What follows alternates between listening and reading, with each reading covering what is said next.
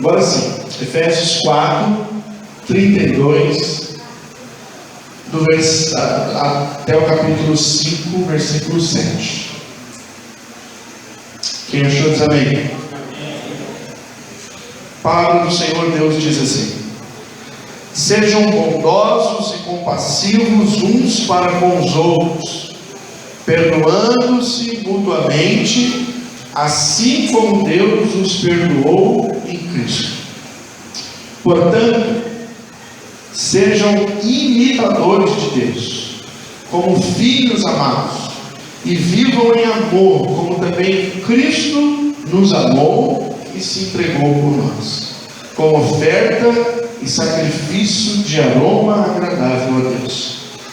Entre vocês não deve haver nem sequer menção de imoralidade sexual, como também de nenhuma espécie de impureza e de cobiça, pois essas coisas não são próprias para os santos.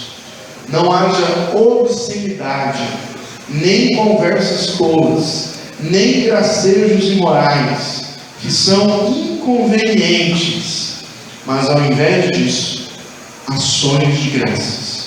Porque vocês podem estar certos disso: nenhum imoral, ou impuro, ou ganancioso, que é idólatra, tem herança no reino de Cristo e de Deus. Ninguém os engane com palavras tolas, pois é por causa dessas coisas que a ira de Deus vem sobre os que vivem na desobediência. Portanto, não participem com eles dessas coisas. Amém. Que Deus nos abençoe nessa noite. Nós estamos vendo Efésios, e eu já falei aqui algumas vezes para você, mas vale repetir novamente, nem todo mundo ouviu. Efésios é dividido em duas partes.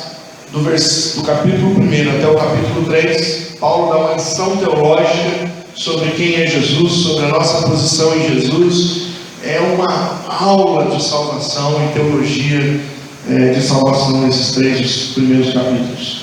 A partir do capítulo 4 até o capítulo 6, Paulo vai ensinar como é que nós vivemos, já que nós cremos nessa teologia do capítulo 1 até o 3. Como é que a gente vive isso na prática, do capítulo 4 até o capítulo 6. Hoje nós estamos entrando no penúltimo capítulo da Epístola aos Efésios. E nós vamos ver novamente Paulo enfatizando a prática. Como nós devemos viver a nossa vida cristã.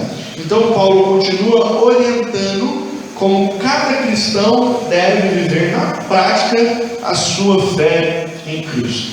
Nós temos vivido dias em que muita gente fala de Cristo, fala da sua fé em Cristo, mas há também tempo de muito escândalo, porque a gente ouve uma pessoa dizer da sua fé em Cristo, mas em um momento que ele vai viver essa fé em Cristo, parece que não bate, destoa da prática que ele faz, daquilo que ele professa na sua boca. Exemplo, você vê lá um artista dizendo que ele agora é de Jesus, ele vai na marcha para Jesus, ele põe uma camiseta de Jesus, ele dá testemunho numa igreja grande, e aí passa algum tempo, ele está lá envolvido, por exemplo, as mulheres saírem de uma revista de nudez.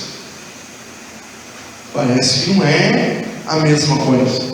Você vê um artista dizendo que é de Cristo, e de repente você vê ele nas noites sendo registrado lá, usando droga, bebendo, fumando. O cara é de Cristo e ele já está com a quarta mulher lá, indo de olho para a quinta, pensando na sexta, traindo a oitava. Quer dizer, parece que não está batendo essa ideia, ser de Jesus e viver como ser de Jesus. Isso em todas as áreas da nossa vida. Práticas, não estou usando os artistas aqui porque é aquilo que a gente vê na televisão, mas a gente sabe que não são só os artistas que têm essa prática de falar de Jesus, mas viver de uma maneira totalmente diferente de Jesus. Você tem até pessoas envolvidas em escândalo. Quem lembra aqui de um escândalo que o pessoal agradeceu a propina em oração? Vocês viram isso no jornal? Alguém? Não é mentira minha, não estou inventando não. Eles receberam a propina e fizeram uma reunião de oração para agradecer a Deus a propina de cada dia, né? Obrigado, Senhor, pela propina de cada dia que o Senhor nos dá hoje. O discurso é muito bonito, mas a prática é horrível. Agora, Paulo, então, no capítulo 5, ele começa a esmiuçar para nós como nós devemos viver a vida, já que a gente acredita na explanação teológica do capítulo 1, 2 e 3 de Efésios. Quem já leu Efésios durante esse período que eu estou pregando? Leu todo o Efésios? Deixa eu ver. Graças a Deus por esses 3 irmãos abençoados, não vou dizer o nome. Dá tempo de você ler ainda. São 6 capítulos só. Leia, releia, leia novamente. Insista em ler Efésios. Eu acho que vale a pena, você vai ser muito edificado. Agora no capítulo 5, Paulo começa com um termo espetacular. Aliás, ele usa primeiro isso no último versículo do capítulo 4, quando ele diz: seja. Ele usa a expressão no capítulo 4, versículo 32, ele diz: sejam. No capítulo 5, ele vai dizer: portanto, sejam. O que Paulo quer dizer com isso?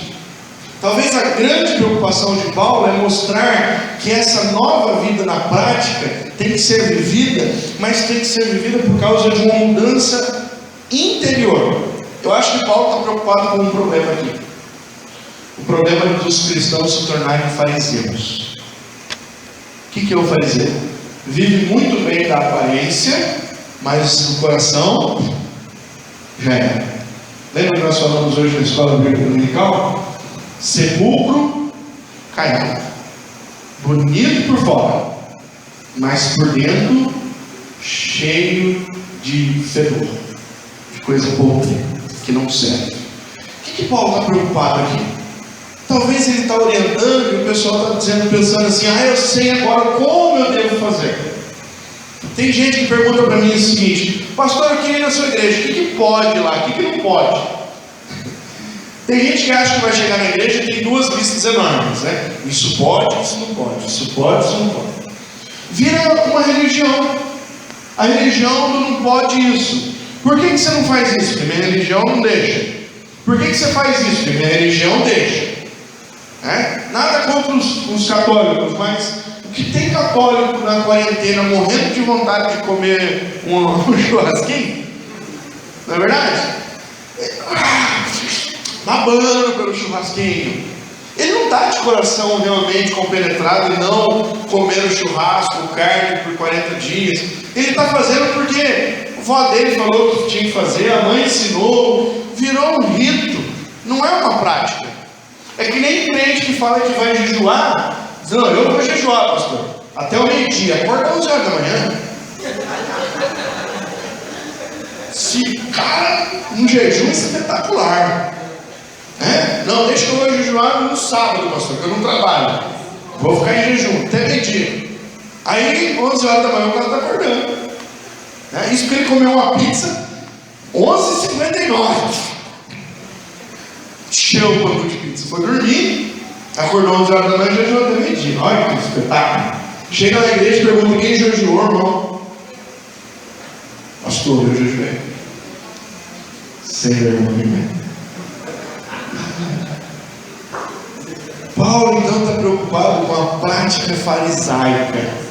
Paulo não quer ensinar você a viver se você não é fazer, é ser. Há uma grande diferença em você fazer alguma coisa e você ser alguma coisa. Não adianta você querer enganar Deus. Você pode enganar o pastor, você pode enganar os seus vizinhos, você pode enganar até os seus parentes, mas a Deus ninguém engana. Então Paulo, preocupado com isso, ele está dizendo: gente, não é para você fazer assim, você deixar de fazer isso, fazer aquilo outro, se o teu coração não foi transformado, se isso não é uma verdade na tua vida. Sabe por quê? Tudo que a gente faz na nossa vida que não é uma verdade, uma hora a gente escorrega. Com certeza uma hora a gente escorrega. Você já percebeu como às vezes tem pessoas perto de você porque você é crente e tenta mudar? Só porque você é crente, ele se sente livre, ele tenta mudar a postura dele. Ele tenta mudar a linguajar dele, é um cara que fala palavrão pra caramba. Aí quando você chega, ele se sente... É ruim falar palavrão perto do crente, né? Eu já tive essa experiência. Não que eu não seja crente agora, mas quando eu não era. Era ruim. Porque eu falava muito palavrão. E às vezes eu ia conversar com um primo meu ou meu irmão que já tinha se convertido. Eu ficava procurando palavra. Que coisa chata. Porque com os meus amigos eu falava de 10 palavras, 11 palavrão.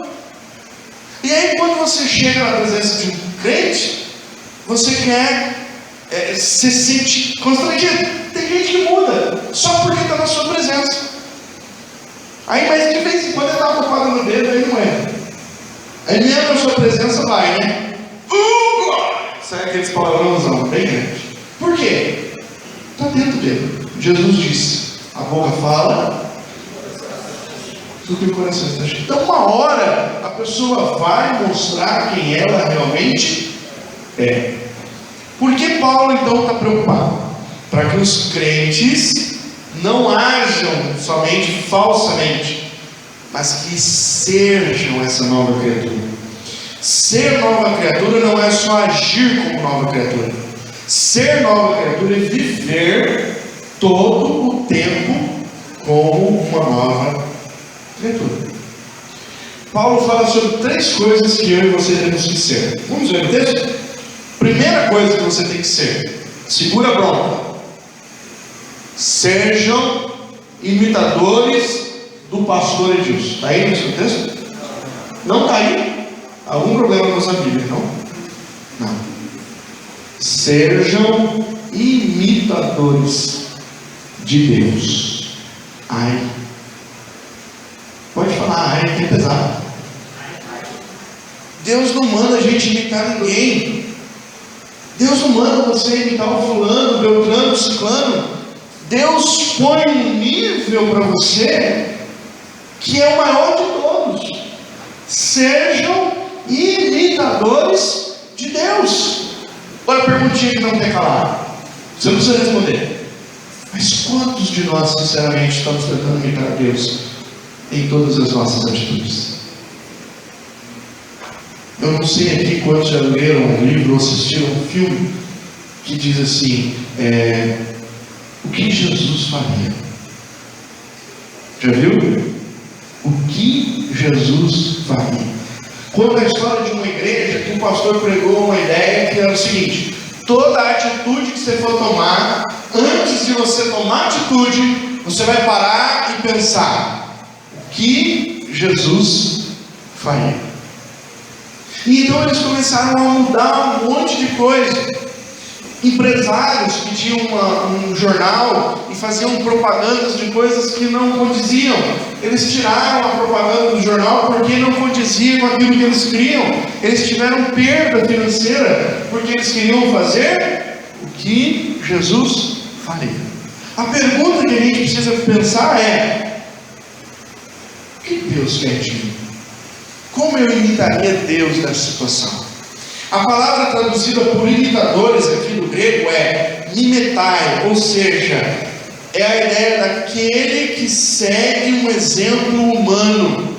É alguém que olha para uma pessoa e diz: eu quero ser igual. É alguém que tem alguém como um alvo na vida. Deus nos pede que eu e você tenhamos Ele como alvo na nossa vida.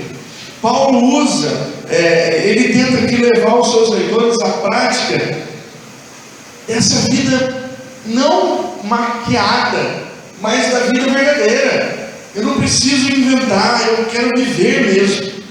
Devemos imitar o nosso Deus. Parece que esse versículo aponta para o versículo anterior e nos ajuda a entender como é que a gente imita Deus.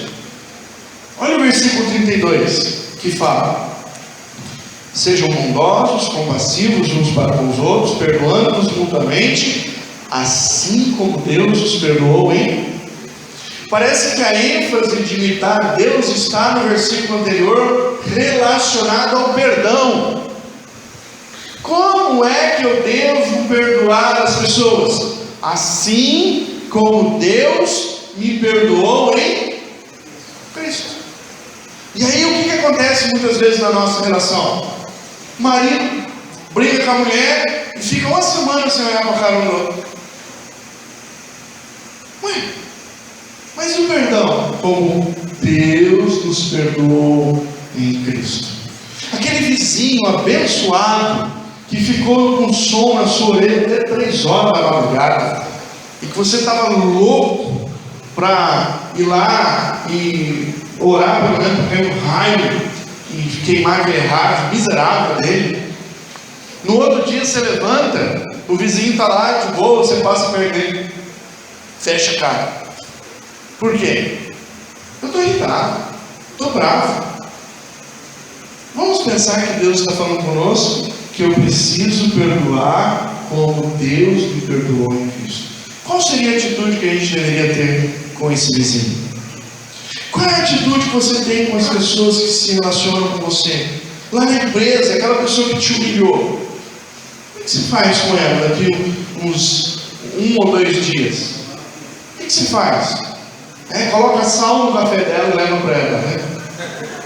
Ah, desculpa, me enganei. Xinga ela no Facebook, porque agora a prática legal é quebrar o pau nas redes sociais, não é? Marca a pessoa e xinga ela. Deus quer que nós sejamos os seus imitadores, e nós devemos imitar a Deus como? Perdoando os outros, assim como Deus nos perdoou em Cristo. Por 1 minuto, por um momento, segundos, pensa em pelo menos uns 5 pecados cabeludos que você fez na sua vida antes de você ter Jesus.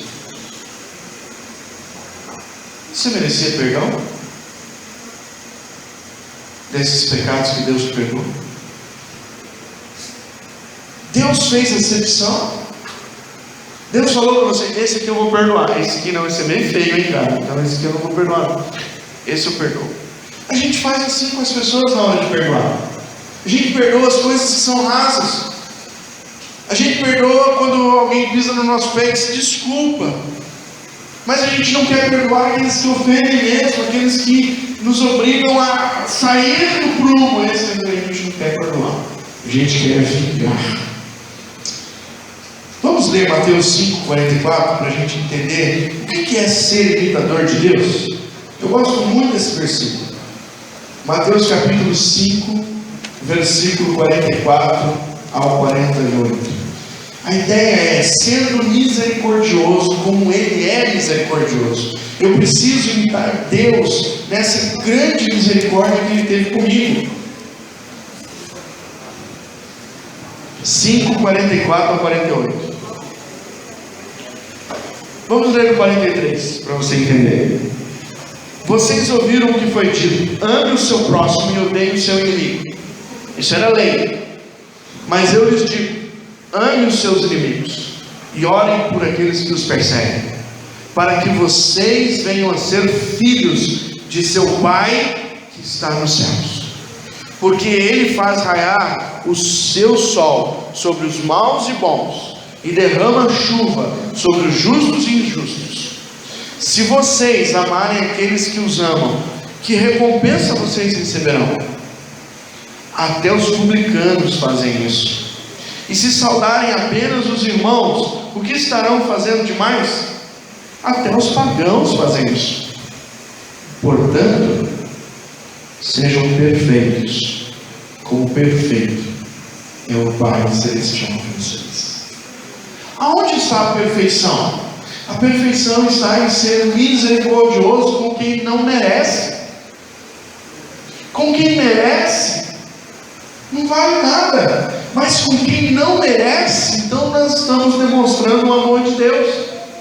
Jesus usa a figura para mostrar que os publicanos fazem isso. Eu falei hoje de manhã que os publicanos eram a raça pior que o judeu. O judeu queria ver o cão, mas não queria ver o publicano. Jesus diz: olha, se você faz igual aos publicanos, você não está fazendo nada de bom. Mas se você ama além do que eles amam, perdoa além do que eles perdoam, então você está imitando Deus. Quem é que você tem guardado no teu coração que você não perdoa? Que alguém te... que foi que alguém fez que te feriu tanto que você não perdoa? Lucas capítulo 6, versículo 36.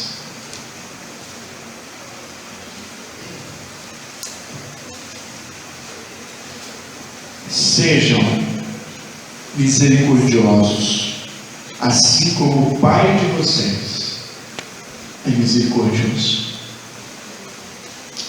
O que é que mostra que nós somos filhos de Deus? A grande misericórdia que nós temos com as pessoas.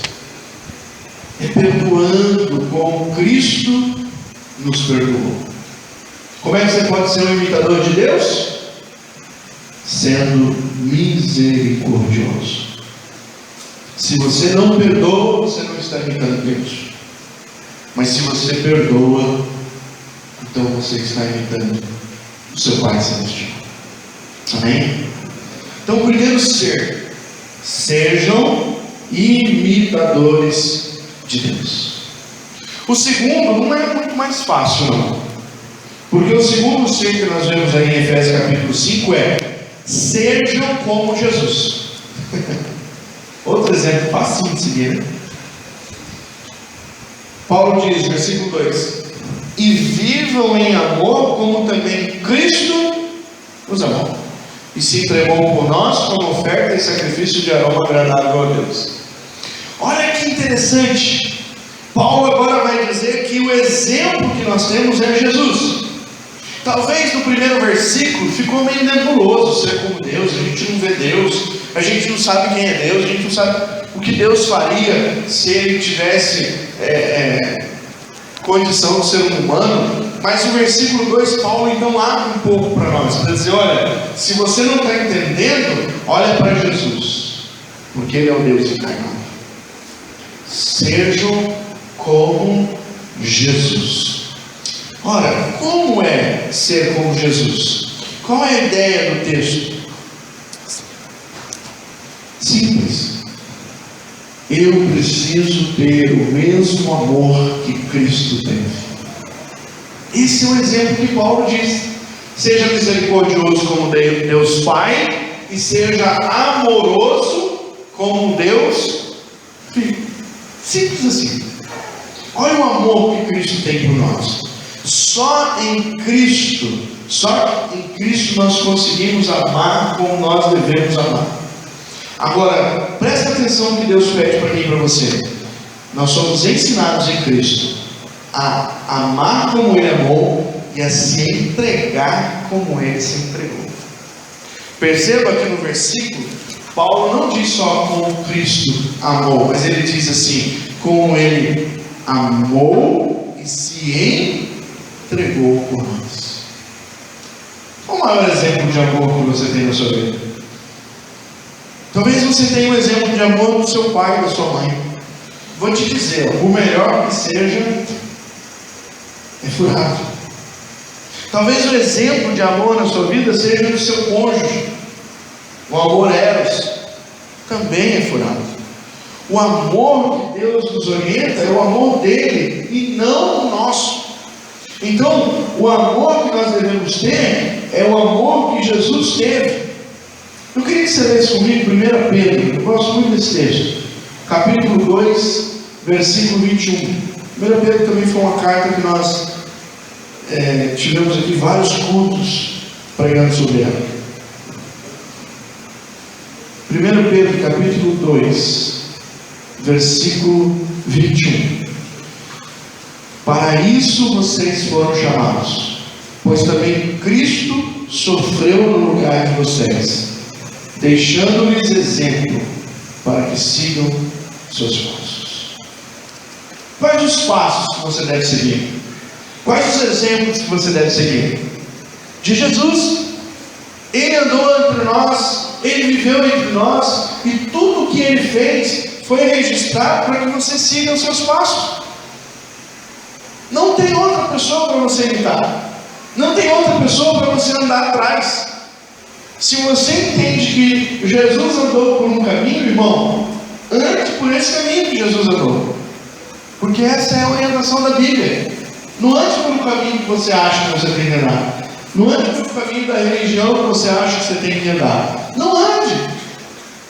De novo, Paulo está dizendo para nós: eu não quero que vocês sejam formal na maneira de viver. Eu quero que vocês sejam verdadeiros na maneira de viver.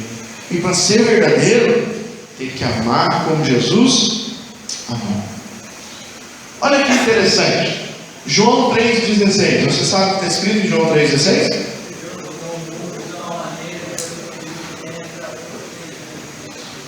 Muito obrigado, Vitor. O Vitor sabe. Porque Deus amou o mundo de tal maneira que deu o seu Filho para que todo aquele que nele crê, mas tenha vida eterna. Quem se entregou foi Jesus. O amor de Deus foi manifestado na onde? Na cruz. Todo mundo sabe o que está escrito em João 3,16. É um dos primeiros versículos que a gente decora na Bíblia. Mas e 1 João 3,16? Você sabe o que está escrito? Não, né? Abre lá.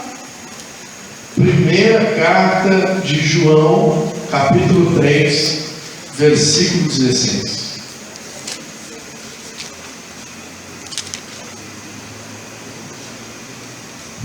Nisto conhecemos o que é o amor. Jesus Cristo deu a vida por nós. Aleluia. Glória a Deus. Só que o versículo não terminei.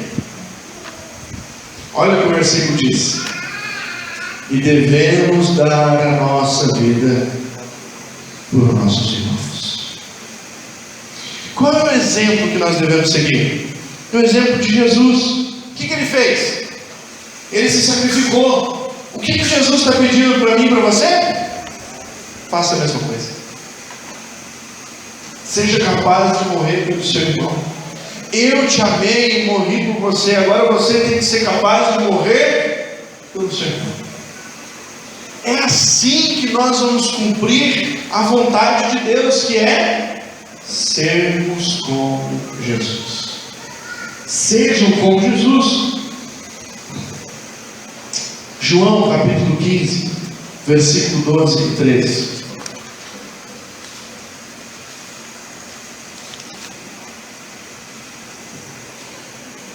O meu mandamento é este: amem-se uns aos outros de qualquer maneira. É isso? João 15, 2.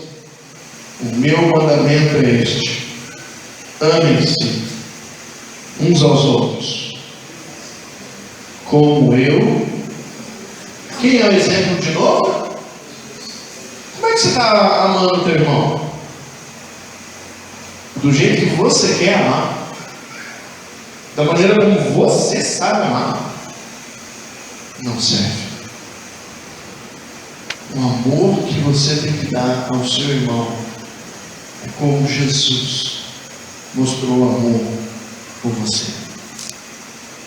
Sabe como ele mostrou amor por você? Não? Leu 13. Ninguém tem maior amor do que aquele que dá a vida pelos seus amigos. O exemplo que o amor de Deus, o exemplo do amor que Deus quer de mim e de você, é o exemplo do amor de Jesus. Eu não posso ter outro amor. Esse é o amor que tem que estar na minha vida. É esse amor que eu preciso cair de joelho todo dia e pedir: Senhor, me ajuda a amar como Jesus amou. Porque se eu amar como eu amo, vai dar tudo errado. Eu não posso viver a minha vida amando as pessoas no amor que muitas vezes eu tenho. Paulo escreve aos Romanos e diz assim: o amor de vocês seja sem fingimento. Sabe por que Paulo diz isso? Porque está cheio de amor fingido. A gente diz que ama, a gente sorri que ama, a gente até fala que ama, mas a gente não tem a entrega que Deus quer de nós. A gente não ama Jesus dessa maneira muitas vezes. Lembra hoje o exemplo na escola dominical de Pilatos? Jesus é bonito, não tenho nada contra ele, não há nada que o desabone, eu não quero que ele morra, mas se é ele morrer ou eu perder o meu cargo, Jesus foi para a cruz. Muitas vezes o nosso relacionamento com Jesus é assim também. Eu gosto de Jesus, eu acho Jesus interessante, eu gosto dos ensinos de Jesus. Mas é para eu sacrificar alguma coisa da minha vida? Não, peraí. Muitas vezes, meus irmãos, nós queremos amar na nossa medida. A nossa medida de amor diante de Deus não vale absolutamente nada. Sejam como Jesus. Amém? Vamos recapitular? Sejam imitadores de Deus. Sejam como Jesus. E agora o terceiro sejam, no texto. Está lá no versículos 3 ao 7. Paulo diz: sejam santos. Essa é a ideia, quando ele fala lá no versículo 3: pois essas coisas não são próprias para os santos. Pergunta para o seu irmão aí, para ver se ele está acordado. Irmão, você é santo?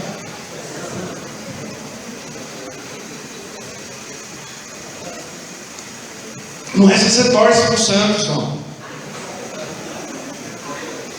Nós estamos na aula hoje, eu posso falar. É se você é santo.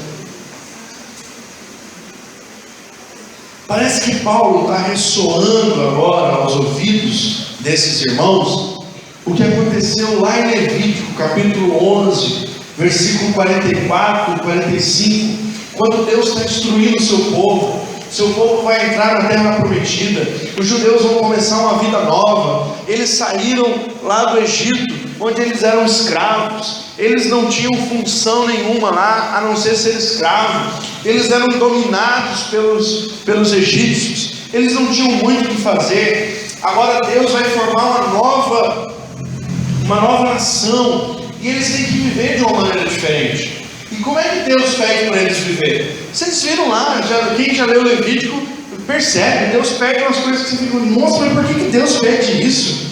Não tem nada a ver, pode não ter nada a ver para você hoje, um homem moderno, uma mulher moderna do século 21, mas para aquela área onde eles iam morar, tem tudo a ver, porque Deus queria um povo santo. Veja o versículo 44, 45. Levítico 11, 44 e 45. Pois eu, o Senhor, o Deus de vocês, consagrem-se e sejam santos. Por quê? Porque eu sou santo. Não se tornem impuros com qualquer animal que se move rente ao chão. Versículo 45. Eu sou o Senhor que os tirou da terra do Egito, para ser o seu Deus. Por isso, sejam santos. Por quê? Porque eu sou santo. Agora Paulo está escrevendo à igreja de Efésios, dizendo para eles: sejam imitadores de Deus, sejam como Jesus, sejam santos. É preciso viver em santidade. E qual é a santidade que Paulo orienta aqui nessa carta, nesse finalzinho do capítulo, nesse comecinho do capítulo 5 de Efésios? Paulo vai orientar um povo que ele conhece bem. Paulo viveu 3 anos em Éfeso. Por 3 anos ele esteve nessa igreja, instruindo, levantando essa igreja do zero, fazendo com que as pessoas ali conhecessem a Jesus. E interessante que Paulo começa a orientar, e ele começa então a dizer os seus primeiros pecados. Ele começa a mencionar os pecados sexuais. Olha o versículo 3: entre vocês não deve haver nem sequer menção de imoralidade sexual. Por que você acha que Paulo está falando isso? Vocês sabem como era a cidade de Éfeso? Primeiro, era uma cidade portuária. Por ser uma cidade portuária, os navios paravam e os homens desciam ali, e ali tinham muitas prostitutas. Quem já foi em Santos? Cidade portuária? É a mesma coisa, só mudou os anos. Mas lá também tem um monte de prostitutas esperando os navios aportarem para satisfazerem sexualmente os homens. Mas Paulo não está falando só para homens. Lá tinha o templo da deusa Diana, onde muitas mulheres lindas eram convidadas a servirem a deusa no templo e se tornarem prostitutas cultuais. E muitas mulheres se interessavam por isso, porque ganhavam notoriedade. Não mudou muito. Quantas mulheres hoje se perdem porque querem notoriedade? Querem ser a gatinha do funk. Só não é da deusa, agora do funk. Quantas meninas de 15, 16 anos estão por aí com a bunda de fora, com todo respeito à palavra aqui, porque elas querem notoriedade. Elas querem ser a gatinha do MC tal. É isso que elas querem. Então, a imoralidade sexual aqui vale para os dois. Para os homens, que desejavam as prostitutas e queriam ter relações sexuais com elas, e com as mulheres, que queriam o glamour de serem ali, participarem do culto da deusa Diana. Olha aquela menina linda da deusa Diana, eu quero, eu cobiço. Hoje, o que você mais vê nas meninas hoje é essa vaidade levando as meninas. Tudo que elas querem é ser a garotinha da hora, que os caras querem pegar. E isso elas usam como troféu. Nas redes sociais você vê lá as menininhas botando fotinho de perfil, toda arrumadinha, mostrando, vamos lá nesse tal, não sei da onde e tal. Olha que lindo. Elas não estão preocupadas se aqueles caras vão usar e abusar dela depois de descartar. Pega aí um nível de menina de 19, 20 anos que anda aí, a maioria delas com 1, 2 filhos dentro de casa, para a avó cuidar, né? Porque ela sai para a rua para fazer mais, para pegar os caras. A promiscuidade sexual existia lá daquele jeito, e hoje existe de um outro jeito, mas existe, está aí. E se nós não tomarmos cuidado, nós somos levados por essa promiscuidade. Por isso Paulo é taxativo dizendo o seguinte: nem se mencione no meio de nós. Nem se mencione. Por que Paulo é tão duro? Meu irmão, porque para você ficar livre, você precisa fechar os olhos totalmente. Minha irmã, para você ficar livre, você tem que esquecer totalmente. O que deve ser o desejo de um cristão, de um menino, de um jovem cristão? Ele deve almejar uma esposa, que ele vai se dar a ela para toda a vida. É isso que Deus quis fazer quando disse: deixará o homem seu pai, sua mãe, se a sua mulher, os dois tornarão uma só carne. O que os meninos querem hoje? Eles não querem. As meninas deviam sonhar com o dia de entrar no altar. Hoje é o sonho com o quê? O dia de ser coroada a rainha do baile funk. coisa desprezível. Paulo diz: nem se mencione isso no meio de... Gente, Paulo viveu 3 anos ali. Paulo sabia o que estava falando. Ele sabia do problema que existia. Paulo cita imoralidade sexual e ele continua: impureza. Você sabe o que é impureza? Quando você lê na Bíblia impureza, você pensa o quê?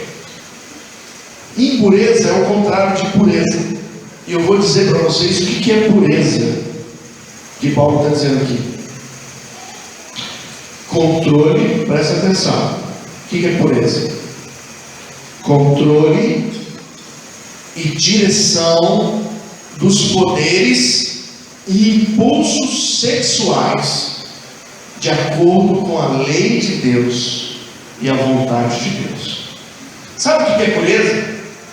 Pureza é o jovem, a jovem manter-se virgem para se dar àquela pessoa no casamento. Sabe o que hoje acontece? Saiu uma divulgação num site cristão que 65% ou 75%, acho que foi 75% dos jovens cristãos não são mais virgens. Os que são virgens já tiveram alguma atividade sexual com sua namorada. 75%. Sabe por quê? Fica acessando vídeo pornográfico na internet. Fica ouvindo música funk na orelha, só fala de sexo. Fica enchendo o coração de tudo aquilo que anima os hormônios.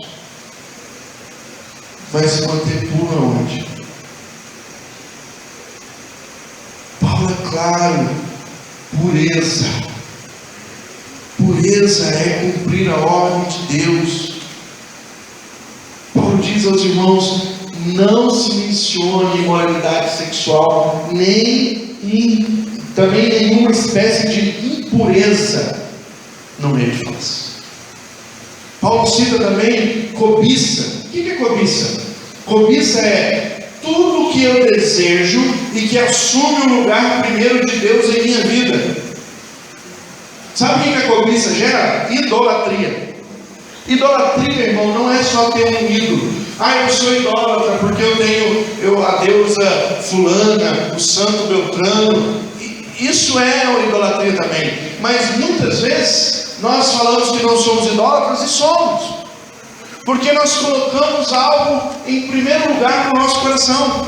A cobiça da gente faz a gente ter alguma coisa no nosso coração que é maior. Tem gente que tem o ídolo no time de futebol. Você pode torcer para o time, mas se você faz tudo pelo seu time, inclusive perder culto, quem que está no teu coração? Mandando aí. É fácil. Tem gente que o ídolo é o trabalho. O cara trabalha de segunda a segunda, das 8 da manhã à meia-noite. Qual é o tempo que ele tem para Deus? Nenhum. Às vezes o ídolo da pessoa é o marido ou a mulher. Se meu maridinho não for, eu não vou. Se minha gatinha não for, eu não vou. Meu filho, se sua mulher for para o inferno, vá para o céu. Não vá junto. Não vá junto. Sirva ao Senhor em primeiro lugar. Cobiça. Aí Paulo vai falar também sobre como nós usamos a nossa boca. Ele diz: não haja no meio de vós conversas obscenas, tolas e gracejos imorais. Isso é usar a boca de maneira errada. De novo, Jesus ensinou: a boca fala do que cheio está o coração. Se você fala conversas obscenas, se você tem conversas tolas ou sem nexo, bobagem, se você tem gracejos imorais falando, o que está saindo da sua boca? O que está no teu coração? Você está usando errado o seu coração. Muitas vezes, homens, mulheres que têm relacionamento fixo, ficam com conversinha, com sexo alheio. Ou maridos, a mulher que não é a sua, nem muita amiga sua, ela não é. Amizade superficial. Está cheio de marido. Não, mas ela é minha amiga, pastor. Certo. Como está cheio de mulher casada. Não, mas ele é só meu amigo. Troca o WhatsApp direto com a pessoa. Esses dias nós ficamos sabendo de um pastor que está trocando mensagem com uma menina da igreja de 21 anos. Chamando de queridinha, de que eu te amo, de que Deus tem algo para nós. Olha que sem vergonha, Deus tem algo para você. Fiquei sabendo disso. Que coisa triste, irmãos. Coisa absurda. Cuidado, maridos. Cuidado, esposas. No relacionamento que vocês têm com o sexo adverso, não saia da vossa boca conversas obscenas, tolas, gracejos imorais. Aí Paulo dá um antídoto. Como é que eu não faço isso, pastor? Paulo ensina no versículo 4: antes a vossa boca saia ações de graças. Fala de coisa espiritual, irmão. Assim como Paulo já citou no capítulo 4, que tudo que sai da nossa boca sirva para edificar. Você está cuidando do que você está conversando? Do que está saindo da sua boca? Porque Deus te chamou para ser santo. Não só para ser santo, mas ser de verdade.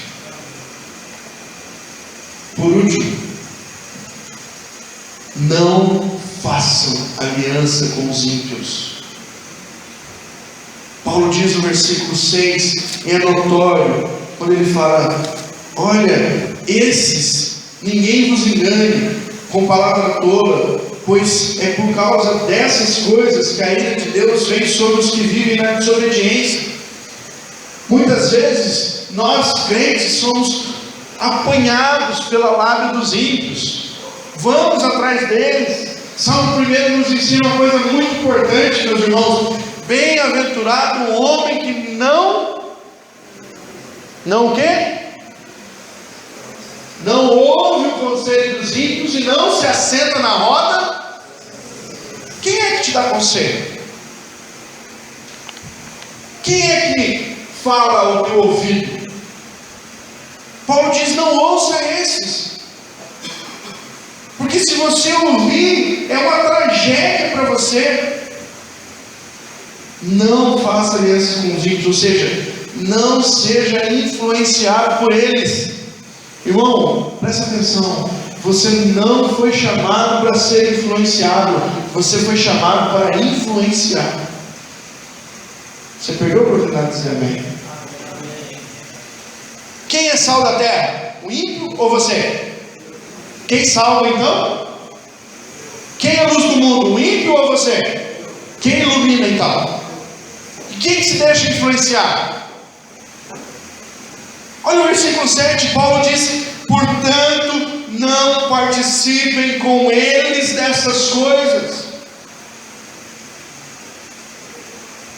Quantas vezes o cristão se deixa enredar? Ah, pastor, mas são os meus amigos da escola. Aí tem uma rodinha de funk, está lá normal, curtindo o funkão, falando: desce até embaixo. Está lá uma rodinha com gracejo de moralidade, falando de besteira, de pornografia.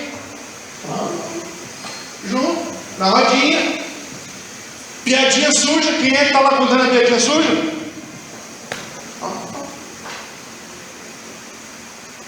Como é que você quer ser santo se você está se sujando com a lama dos pecadores? Sejam santos. você ser santo, você precisa estar longe dessas coisas.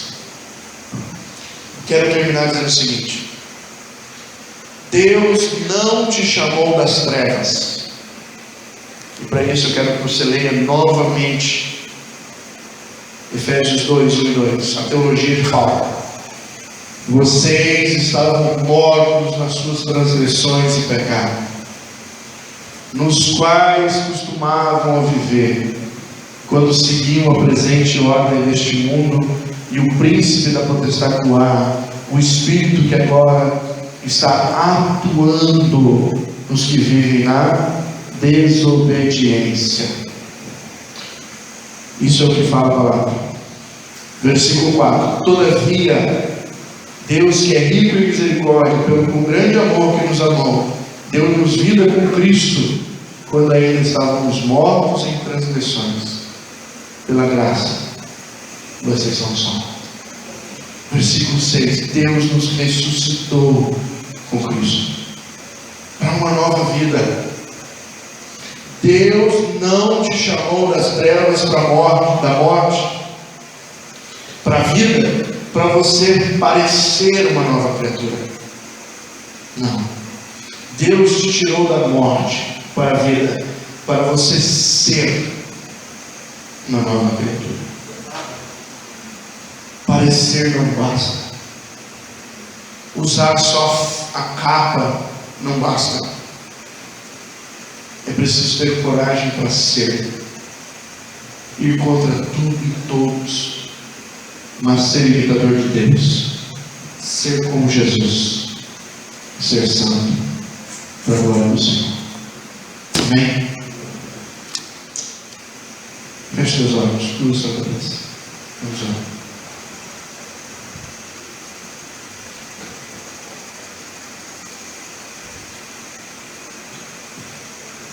Quero convidar você a falar com o Senhor, sinceramente, nessa noite. Talvez você esteja longe de imitar a Deus porque você não é misericordioso. Você guarda mágoa. Você às vezes devolve a afronta. Marca as pessoas que te machucaram. Você não está imitando Deus. Mas hoje você ouviu a palavra. E o Senhor quer fazer de você um misericordioso. Peça ao Senhor que transforme o teu coração. Talvez você não ama, não imita como Jesus. Seu amor é mesquinho. Você não se entrega para os outros. Você quer só as coisas para você mesmo. Você não renuncia nada. Confesse isso ao Senhor essa noite. Peça perdão. Talvez você está mais perto de ser um impuro que ser santo.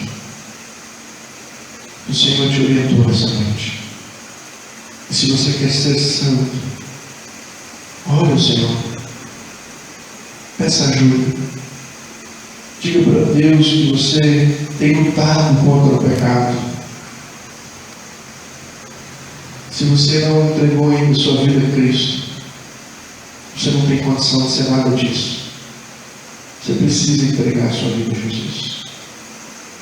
Se você quer entregar a sua vida àquele que te amou, ao ponto que deu a sua vida por você, faça isso nessa noite. Em nome de Jesus. Senhor, nós te agradecemos pela tua palavra. Ela é como uma espada de dois gumes. Ela é afiada. Ela sempre faz a tua vontade. Ela nunca volta vazia. Ó Deus, eu quero pedir que aquilo que a tua palavra foi transformando hoje as nossas vidas, isso possa perdurar para a tua honra e para a tua glória. Ajuda-nos, ó Deus, a te servir. Ajuda-nos, ó Deus, a sermos imitadores de Deus. Ajuda-nos, ó Deus, a sermos como Cristo. Esse exemplo de amor que muitas vezes estamos tão longe dele. E acima de tudo também, Senhor, ajuda-nos a ser santos. O Senhor nos chamou para a santidade, porque o Senhor é santo. Tem misericórdia de nós. E enche-nos, Senhor, do Teu Espírito nesta noite, para fazermos a Tua vontade. É o que oramos. Em nome de Jesus.